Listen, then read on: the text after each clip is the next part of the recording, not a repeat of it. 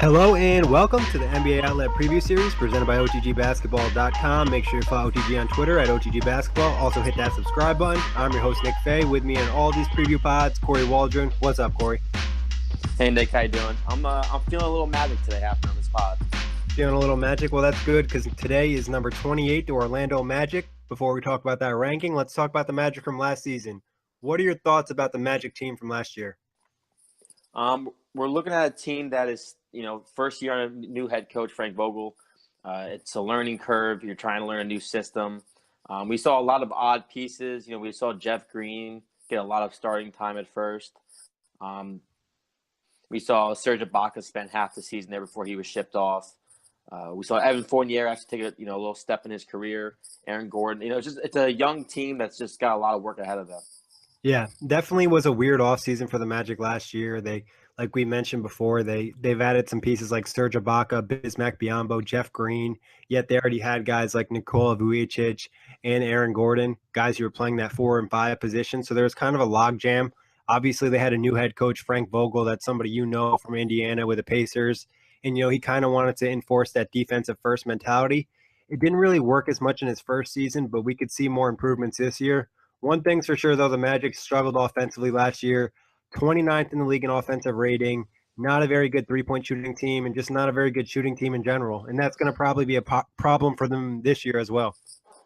I mean, for sure. And think about it this way, Nick. Once they made the trade for Ibaka, the best player on that team to end the season was Terrence Ross.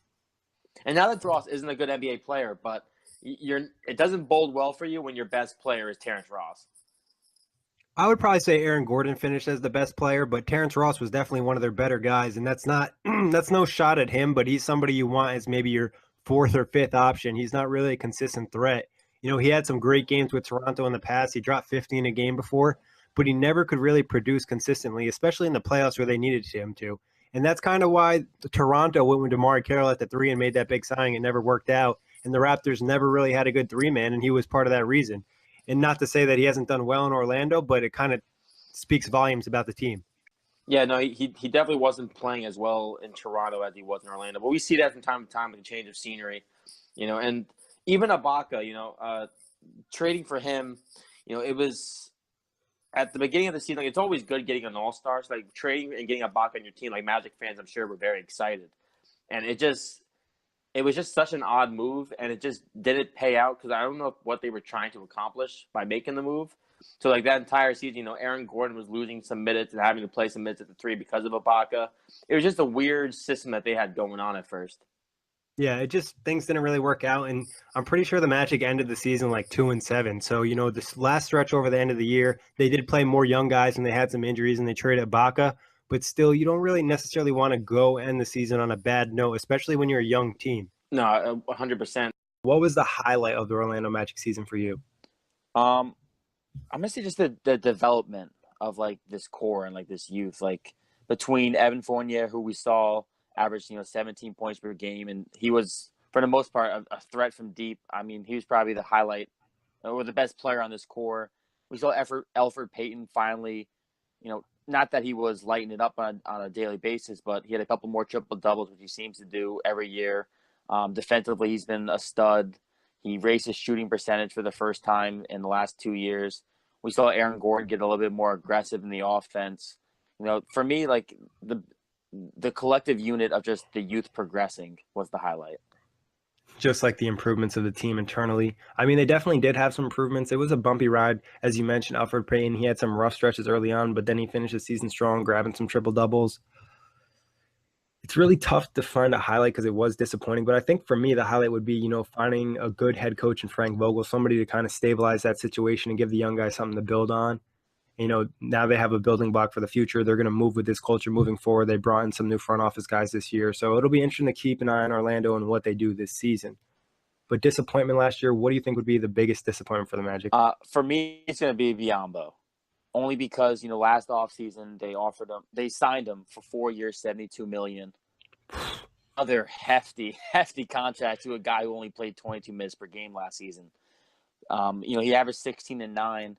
But, for me, I think that's the biggest disappointment just because you have so much cap locked up into a guy who is very limited on what he can do in the basketball court. I mean, obviously he's a very good rim protector.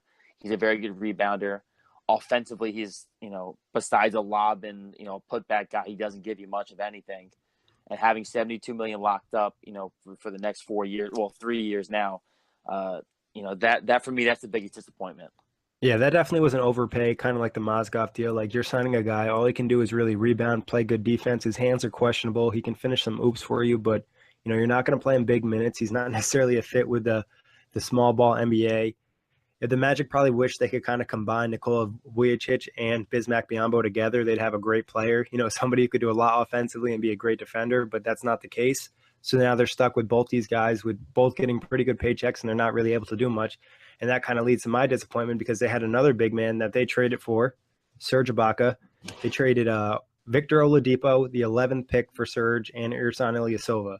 Then they ended up trading Serge Ibaka to Toronto for Terrence Ross in the 25th pick, but they didn't even draft with the 25th pick. They traded to the Sixers, which could be for a future pick that could always end up being a second-round pick because it's heavily protected. I agree. If for me it was either Biyombo or Ibaka, Ibaka only spent half the year with the Magic, and they gave away a very young, decent prospect in Oladipo. I mean, obviously, we haven't seen Oladipo take the steps in his career that we would want to see out of a young shooting guard like Oladipo, but they traded Ibaka and they got Terrence Ross in a draft pick you said they didn't even use. So the whole Ibaka thing, I guess the only benefit that comes out of trading him is the fact that you didn't have to worry about losing him for nothing or signing him to a big deal this offseason. But, it was pretty much a waste of half of Ibaka's season.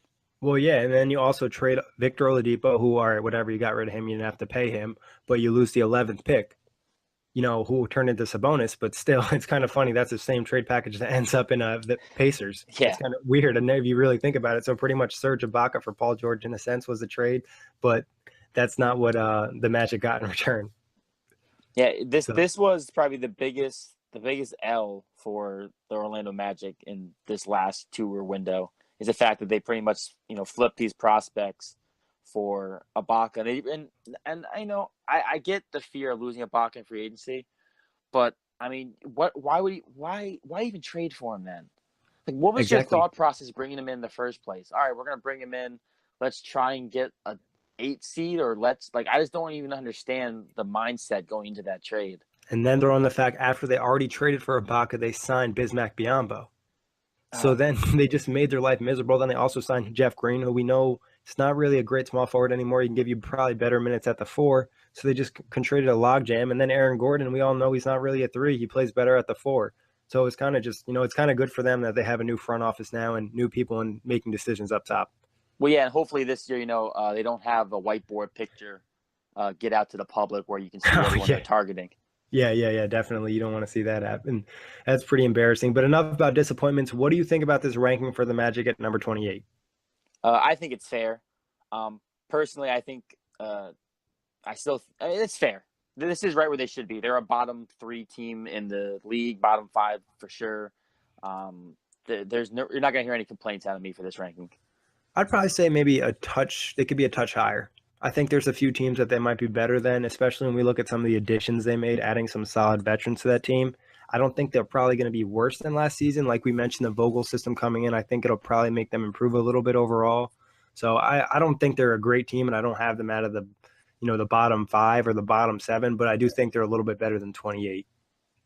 I mean, it's fair, especially for the fact that, we're going to talk about who they brought in this offseason. They're finally getting a lot of Frank Vogel-type players within this system. Exactly. And, some guys that really can just ball. They had some guys last year on that team that were G League guys or guys that fringe NBA players, kind of similar to the Nets situation where they had to play guys and they didn't have depth and they had to give guys minutes that they didn't want to give minutes to. And this year, it's not going to really be that situation. We'll talk about those additions, but let's talk about the draft picks. Number 6 pick, Jonathan Isaac. This guy is, long, lanky. He's kind of like a mystery. He's kind of like a wild card. We don't really know what we're going to get with him. We don't know how great he can be. Some people had him talking about like superstar level. Other people have him at star. Other people think he can just be kind of a role player. What are your thoughts on Jonathan Isaac? Well, I think it's important to say first off that he's only 19 years old. So this is a very raw player. And, we can't really make I've been known to do this in the past. When I see rookies at the age of 19 and 20, I seem to jump to conclusions too quickly. Like, you really can't judge a player until they hit like 22, 23, 24. Like, you got to wait a couple of years, especially a guy like this. He played 1 year in college. This is a small kid. I mean, he's got the body though. Like, he's 6'11". He's got the height, size. He's very athletic. There's a lot of raw talent about Isaac. It just depends on how he develops in the next level. Yeah, I mean, this year he should probably be able to have some type of an impact defensively just with his mobility and length.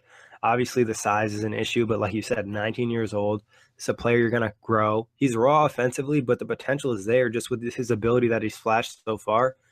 If I'm the Magic, I'm pretty excited for him because it's kind of just like I said, a wild card. He could end up being a really good player.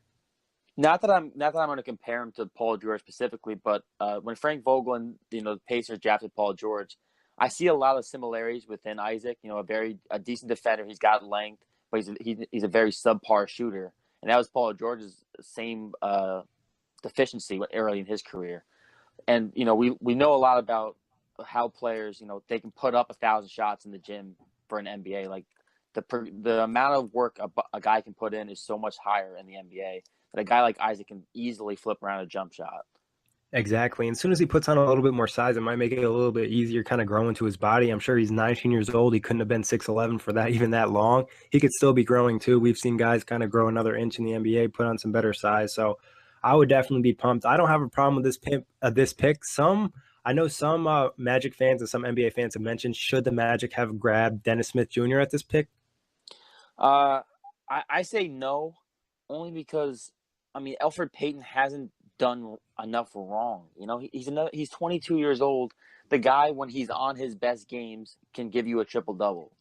So the thought process for me is, if Payton can develop a consistent offensive game, like if he can hit the long ball, if he can keep attacking, then this could be another guy who can average, I don't know, 14, 7 and 7 or something around those numbers, near a triple double for this Orlando team. See, I'm not as high on Elfrid Payton. I mean, I think he definitely has shown some nice flashes, but I just don't think he's ever going to be the shooter that he needs to be in the NBA. But I think he'll probably be a solid backup. But I don't know if that would make me change my mind on Isaac, just because he's such a wild card at this position. He could be so good, and he's kind of, like you mentioned, a fit for what Frank Vogel's looking for as a defensive type player. Dennis Smith Jr. is always going to be undersized, and defensively, he's going to be a guy that gets attacked, and that's not something that Frank Vogel necessarily is looking for in his point guard. Yeah, and Elfrid Payton is a lockdown perimeter defender at this point in his career as well. Yeah, so I mean, they have a fit of what they're looking for, and what I don't think Dennis Smith Jr. necessarily fit Frank Vogel's mold for point guard. Because obviously, we look at somebody like George Hill, who was the Pacers point guard for a long time defensively, not necessarily a scorer, but he could shoot the ball a lot, and I think that's more what they're looking for than somebody who's going to run the show all the time and be undersized and attack the rim as much. Yeah, the thing I've learned about Frank Vogel is, when it comes to building his team, he'll always take the defense over offense. It doesn't even matter, how much better of an offensive player he is. If the guy can play defense, that's who he's going to go after. And looking at this roster, that's starting to make a lot more sense now. Obviously, we mentioned last year wasn't as much that, but now you can kind of see the pieces come together. As I mentioned, the Magic had another first-round pick. They traded it for future picks with the Sixers. And then the Magic also had made another trade, and they had the 33rd pick in the second round, and it's Wesley Nwuda. And from what I've read about him, he kind of seems like an athletic, maybe for some potential as a 3-and-D type guy. NBA comparison with something like a Kent Bazemore. Yeah, I looked up some raw stats from last year. He averaged 13, 6, and 3. He shot 48%, 37 from deep. He's 6'7". I know a couple draft prospects said that he's got length, he's athletic, so it makes sense. He's a very good wing defender. So it's just another kind of guy that will play defense, and we'll see what he can give Orlando offensively. But he's a guy that he can plug in and out. Yeah, a guy, like you said, he'll play defense, gives you another athletic body. But let's talk about the signings that we kind of touched on. Well, let me give you the list, and then we'll go through each guy. Jonathan Simmons, Shelvin Mack, Aaron Aflalo, Mo Spates, all solid veterans. Jonathan Simmons is somebody they got for a good deal. He's coming from San Antonio, brings some nice energy, can tack the rim, and he just gives you that extra pop defensively that Frank Vogel would be looking for. For sure. I mean, think about it. You lose Jeff Green, you get Jonathan Simmons. Win. Not that Jeff Green is I mean, Jeff Green's not a good NBA player. It's he'll have fun in Cleveland. He'll play with He's just a LeBron. huge disappointment. Yeah, Yeah, Jeff it's. Green is I just a feel like disappointment whenever player. you see a Jeff Green trade, you think, oh man, like yeah, he could be pretty good on that team possibly. And then within a month or so, you're like, oh wow, yeah, this guy is just not. He never meets expectations. But Exactly. Jonathan Simmons, like you said, like with the Spurs. I mean, last year, we're talking about a guy who is 27, finally getting like his shine in the NBA, which doesn't happen often, like catching on this late in your career. But he showed off in summer league last year. He started off last season with a bang by blocking somebody in that Warriors Spurs debut game, and it seemed like all season long, this is just a guy who grinds. He does the dirty things. Like he's just an all hustle ball player. Yeah, definitely a guy that you want on your team, and he's going to play defense. He's going to give that energy. He's coming from San Antonio, so you might see maybe a little drop off in his play, but he's going to be in a bigger role, most likely in Orlando. The one thing that they probably want to see from Simmons is just be more consistently from 3-point land. He had some tough stretches, especially this season. So I think if Simmons can improve offensively and get more consistent, he could have a bigger role with Orlando. Yeah, like you said, that's his one deficiency. The only good thing I can say to that is, I know we're going to touch about like Spates and a follow, two guys who can shoot the three pretty well. Fournier can shoot the three pretty well. Terrence Ross is a pretty good 3-point shooter. So this roster so far has a pretty good balance between shooters and non-shooters, in my opinion. Well, that's one thing I think that they did this year, and that was a goal of theirs, is kind of add some shooters to this team, because last year that was a major issue, especially when you have players on the floor like Bismack Biyombo who can't shoot, anywhere closer than a layup. And then, like we mentioned, Alfred Payton, who struggles from 3-point land. So I think that was a goal of this Orlando Magic team this offseason. And they did a pretty good job at adding Shelvin Mack, Aaron Aflalo, and Mo Spates, like you said. Mack's a solid guy because he can kind of push Alfred Payton a little bit. I don't know if he'll start, but he'll kind of give them a nice backup option and somebody who can play good minutes. And he's come in and played for guys who've been injured in the past, like George Hill last season, and other situations he's stepped up. Yeah, he's a very good backup point guard in the league. I know they let C.J. Watson go.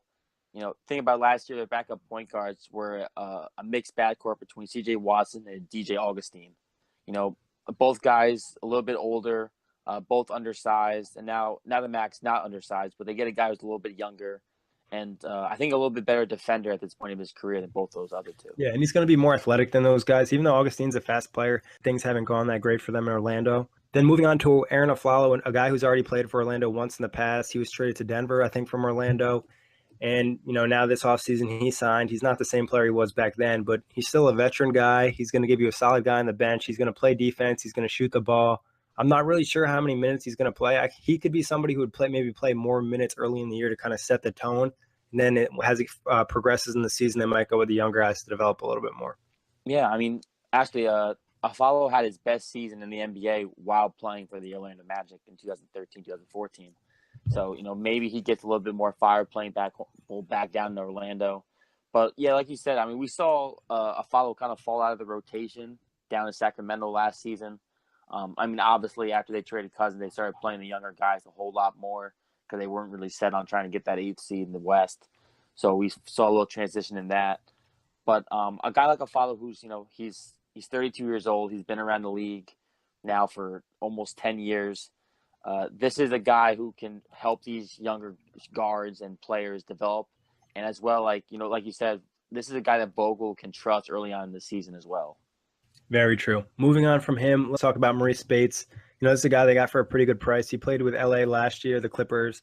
He did some okay things for them. We know what he can do. He's not your traditional big man, as some people would like to say. He's the biggest shooting guard in the NBA. He just loves to shoot the ball. He loves to score, and he can give you buckets. And he's somebody who can spread the floor a little bit for Orlando. This is a really good signing, just because of what we talked about earlier with Biyombo. Not that Spates is by any means as good defender or rebounder as Biyombo, but he's a center who can stretch the floor. And I mean, like we saw down in LA for these last couple of years, I mean, the guy can shoot the deep ball, and at times, it's really fun watching him score, even when he was with Golden State as well. Yeah, when he was in Golden State, he definitely joined the splash team for a little bit. Sometimes he would just get hot, and it was just fun to watch. So, I mean, Magic fan will probably enjoy him a little bit. He'll probably do a few things that make them not too happy.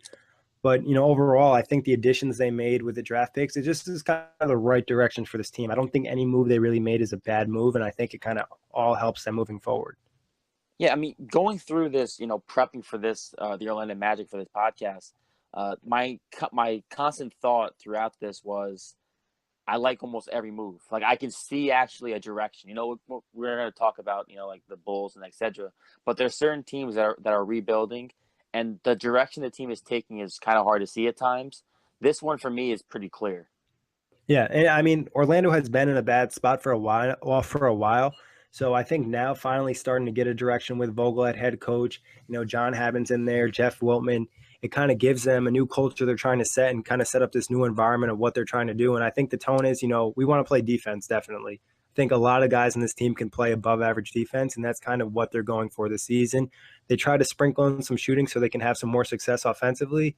So, I mean, the Magic should be, better than they were last season, but we'll see that this year, see what happens. For sure. But let's go departures. They didn't lose anybody crazy. They lost Jody Meeks, Jeff Green, and as you mentioned, they stretched CJ Watson. Yeah, none of these guys are going to be missed very much. Those guys were all part of these 53 losses. So I'm sure they'll be, by at least Magic fans, adios. Yeah, and Meeks, he's always been banged up. His problem is he's a great shooter when he's healthy, but his problem is he hasn't been able to stay healthy the last few seasons in the NBA. We mentioned Jeff Green, he's a disappointment, and CJ Watson, as soon as he kind of signed with Orlando, nothing went well. So it's been a rough stint for him in Orlando, and I don't know much about the rest of his NBA career from here on out. I can tell you this much just because he was with the Pacers for a couple of years after his year with Brooklyn, and because he was pretty good with Brooklyn that 1 year. He never stays healthy enough. Yeah, and basketball is such a rhythm game, and if you're always hurt, it just seems like it's always hurting you. But I think we both agree, departure-wise, nothing bad here, no mistakes by the Magic. Yeah, they probably have one of the best offseason grades so far. Yeah, because, they didn't really do anything wrong, so that's always the positive thing. But let's talk starters for the Magic. Who do you think is going to start for Orlando this season? For me, I'm going to say it's going to be Payton, Fournier, Simmons, Aaron Gordon, and then Vujicic. Vujicic? Is that right? Vujicic. Okay. Yeah, there you go. The NBA is getting tougher. I'm just going to stay away from European names. But, I mean, I agree with most of that. I could definitely see two possibility changes. I don't know if that's what is going to happen. I mean, Payton definitely is going to start. Evan Fournier is definitely going to start. And at small forward, I think some people had mentioned maybe Terrence Ross might start. But it's probably going to be a battle for that small forward position. Like you mentioned, he had some success last year. It depends if they're looking for more offense or defense. Based off what you said about Frank Vogel, it could be Simmons, but that could be a battle for that small forward position. Well, like you said, too, Simmons with his jump shooting. Say he comes out the gate and he's playing good defense, but he's not hitting shots or he's struggling offensively. Well, a guy like Terrence Ross, he slips on the defensive side of the court. But that's a guy who, for the most part of his career, has always been a dunk and three kind of guy. Yeah, honestly, it's a tougher decision than it initially looks like because you mentioned it. And then if you look at then if you look at the rest of the lineup, Elfrid Payton, like we said, not a great shooter. Aaron Gordon's still trying to develop that 3-point shot. And it depends on what they do at center, too, because there's been some talk about maybe starting Biyombo and then going with Terrence Ross. And then you bring Vujicic off the bench so he can kind of have his own offensive role with that bench unit and kind of do things that he wants to do. Yeah, I mean, I don't even think it's crazy to think that they might throw out, a death lineup of their own with Payton, Fournier, Simmons, Terrence Ross, and like Biyombo. Or just something where you have a bunch of guys who can run and shoot with one rim protector. Yeah, they would definitely have a fun lineup to throw out. One fun lineup I could just think off the top of my head would be Payton, Fournier, Ross, Jonathan Simmons, and Aaron Gordon. Oh, man, yeah. Gordon's got the size at least, so he can at least bully somebody down low for sure. Yeah, I mean, I think this year we're going to see a lot more teams go to that super small lineup and not play a traditional center. So more teams are going to be tempted to kind of mix and match with lineups. Well, yeah, as Brad Stevens said, the league is turning into can you have a guy who can defend, a ball handler, and a wing? Like there's the types of positions are starting to be washed away in today's game. Yeah, it's definitely getting more and more positionless. Obviously, some teams are going to make you adjust more than others, and some other teams are going to give you more flexibility. So it's always fun to watch the coaches kind of battle their strategies. We like to see that. We like to see coaches having to adjust game plans and think more outside the box than traditional things. Exactly. And that's when you're more likely to see something that you've never seen before, or a lineup that really could, be successful with this team. I mean, obviously the initial thoughts about the death lineup, if you told somebody about that 10 years ago, they probably would have been like, oh, that would never work. Centers will just abuse them inside the paint. Then look what happens. The Warriors win 2 championships and get to a third one and lose. But, it's just the success of that team is going to change the NBA. For sure. I mean, just think about when that death lineup before Kevin Durant even went to Golden State, between Draymond, Iggy, Clay, and Curry. I mean, that flipped the league over that first year. Exactly. So that's something we're going to probably see more from. We know it's a copycat league, and the rest of the NBA is going to start to adjust that even more this season. Let's talk breakout guys, though. Breakout starter for the Magic this year. Oh man, I know you're not high on him, but I'm gonna say Elfrid Payton. I think this, for me, this is the year where we see, like, if he doesn't have a breakout season this year, then this is his peak. You know what I'm saying? He won't get much better than this if he doesn't progress this season. And I think adding a guy like Simmons, adding Shelvin Mack, adding drawing a blank on Mo Speeds, Mo Buckets, adding Aaron Afalo, a couple guys who can shoot. I just think it might make his job a little bit easier because the years past, Orlando has not had a lot of offensive weapons, and not that they have a ton right now, but they have a few more. And for the young point guard, that can only benefit you when you're trying to run an offense. Yeah, definitely. I mean, having weapons around, even somebody like Simmons, who's not necessarily a good shooter, but he'll get out and run with Elfrid Payton. That's something that I think will help Orlando too, is because they need to pick up the pace, because they could have some issues, kind of like Atlanta, not having a whole bunch of creators offensively. They kind of need some guys to create some easy offense, and one way to do that is play good defense and get out on the break. So that definitely could help Elfrid Payton. That's kind of his game.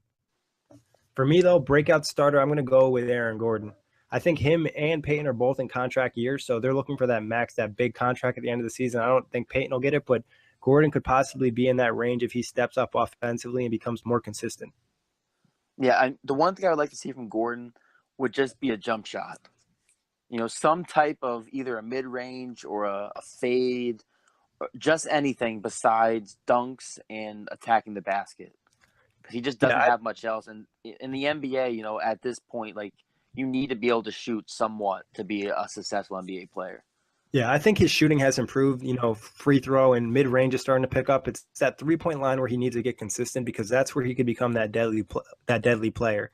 Off that pump fake on the three ball, getting to the rim with his size and athletic ability to get above the rim, he could be a monster. And we know defensively, Frank Vogel's helped him, and he's kind of got the mold for a great defensive player as well.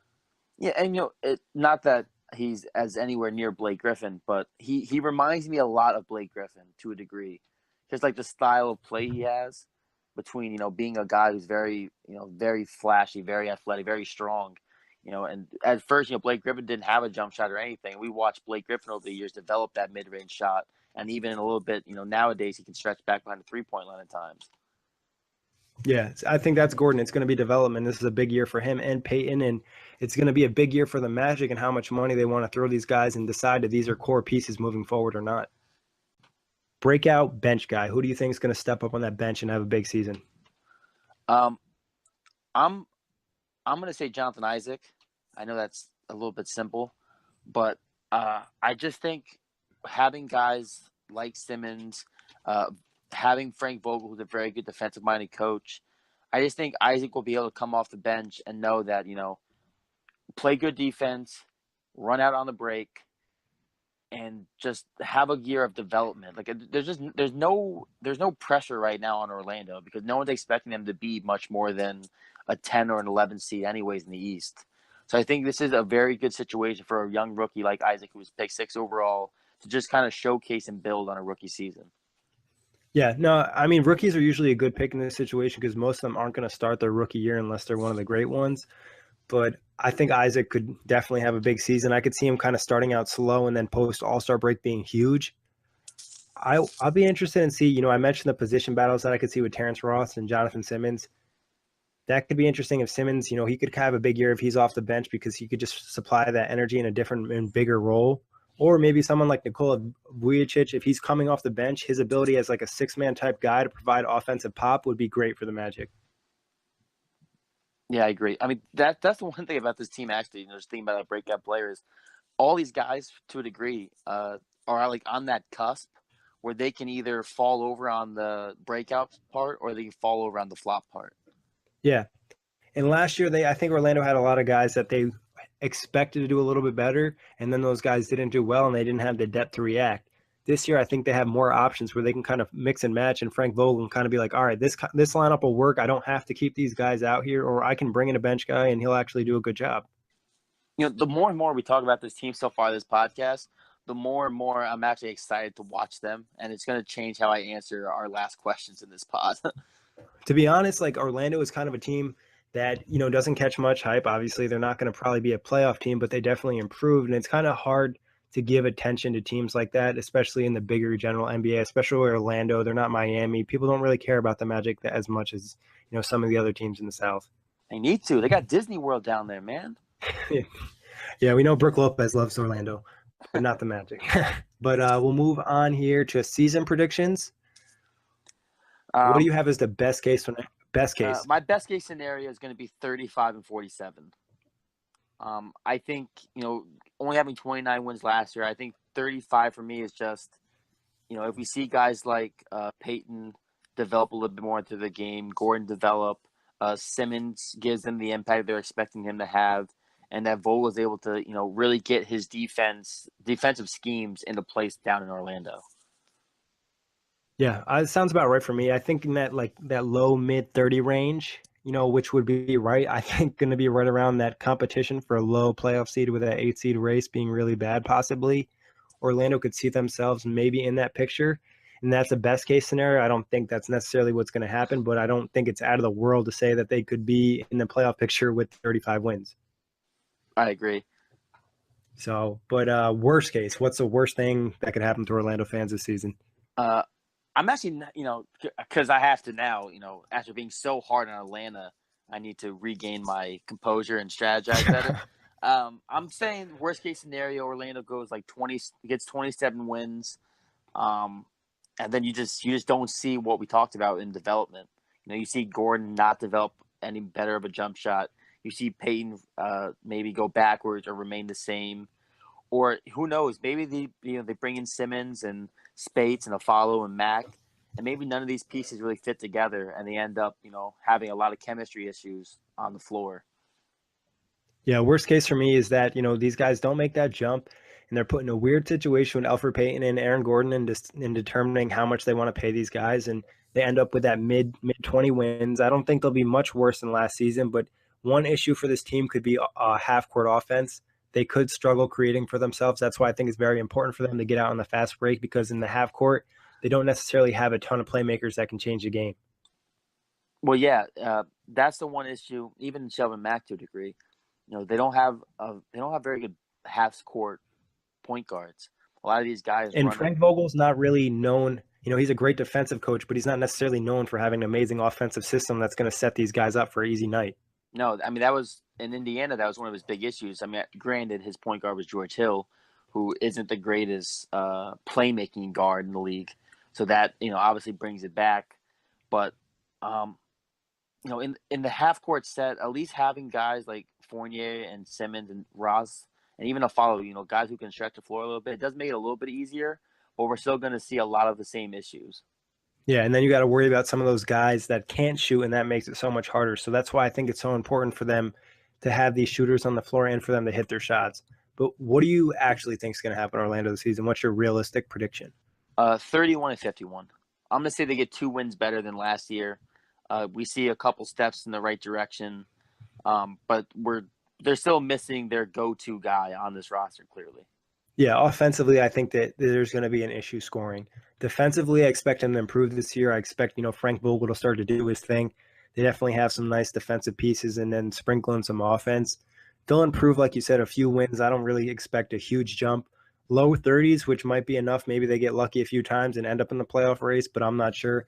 I think offensively, there'll just be a few issues, and there's still a few flaws with this roster where they might want to make a move or so.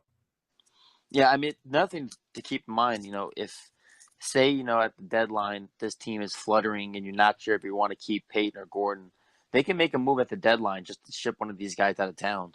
Yeah, they could try to do that, or even maybe one of the older guys. They could try to maybe move in Evan Fournier. They wanted to.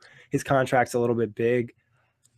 I know Vuvicic has been on the block a few times in recent years because of his contract and just he's not necessarily a very good defensive center. That's his issue. I think he can only really play offensively, and he's limited defensively. And he's kind of similar to Enes Kanter situation where he's he can do offense, but when he's out there defensively, he's a problem. He's rather slow too. Score. Yeah, he's slow-footed. Yeah. Put him in a pick and roll, and you're getting to the rim. So that's one issue for them is him, but I don't know if they'll be able to move that contract. So that's going to be an issue. Let's move on to a more enjoyable segment, and that's the truth. Our emoji today for the Orlando Magic is going to be, the smiley face emoji with the hands under the chin thinking, because we're kind of analyzing the Magic this year. We know they're still in that transitional phase with the new front office and the new head coach. So we want to see what they're doing. But so far, it looks like it's working, but we're not going to jump to conclusions just yet. It's one of those like we're happily well, that's not the right word I was looking for. We're happily interested in what the Magic are doing. Yeah, they've gained our attention. We're like, oh, okay, that interest bar is starting to climb a little bit. League pass-wise, though, what do you think, Orlando? Do you think they're a team what are you going to give them out of the 1 to 10 ranking? Well, let's see. I gave the Hawks a 1. A 1. I gave the Nets, I think, a 2 or a 3. A 4. Oh, I'll give them 4. Okay, so I'm gonna give the Magic a 3. And I'm gonna say a 3 simply because of Jonathan Isaac, and just I want to see how these pieces work under Frank's offense and defensive schemes. Yeah, I'm gonna go with you with the 3. This team doesn't necessarily have a ton of exciting plays, but if they start to get the fast break going, that could easily go up to a 4 or 5, because we saw Elfrid Payton throw a couple of lobs to Aaron Gordon that were just nasty. And this team in times, in recent past, I know the last time I remember them being hot was with Oladipo. Well, they have had these stretches in the last couple of seasons where they look like a pretty good team for a stretch of games. And they beat some good teams randomly. Yeah, so who knows? Maybe they get hot next year and I tune into, 2 or 3 games in a row. Yeah, I mean, if they start to play fast break basketball, I'll definitely move them up more to a 4 or a 5, because Aaron Gordon, Jonathan Simmons, Elfrid Payton out there running the break should be pretty fun to watch. Let's not forget about Terrence Ross. And Terrence Ross. Yeah, I mean, they got some real guys that can get up and throw them down. Just an Aaron Gordon and Terrence Ross alone could have a dunk competition. Both guys have been in the dunk competition, correct? Yeah, correct. Exactly. Dunkers. You will watch the Orlando Magic over what TV show that you like? Oh, okay. Got it. Arrested Development. Okay. I like Arrested Development, but it's not one of those shows that I frequently watch, but I enjoy it. So I would watch the Magic over that. Yeah, that's a pretty good choice. That show gets a little bit too predictable, and constantly the same type of bad things keep happening. So it's just it gets old after a while. You can only watch a couple episodes and then come back to it in a few weeks. That's a pretty good choice. I almost want to go with the same one, but I'm going to be a little different. What's the show? I mean, I kind of like Orlando, but not a ton to watch.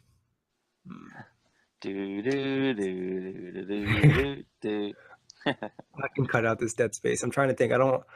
I'm thinking maybe Bob's Burgers, but I kind of like Bob's Burgers, but I think I'm going to go with that.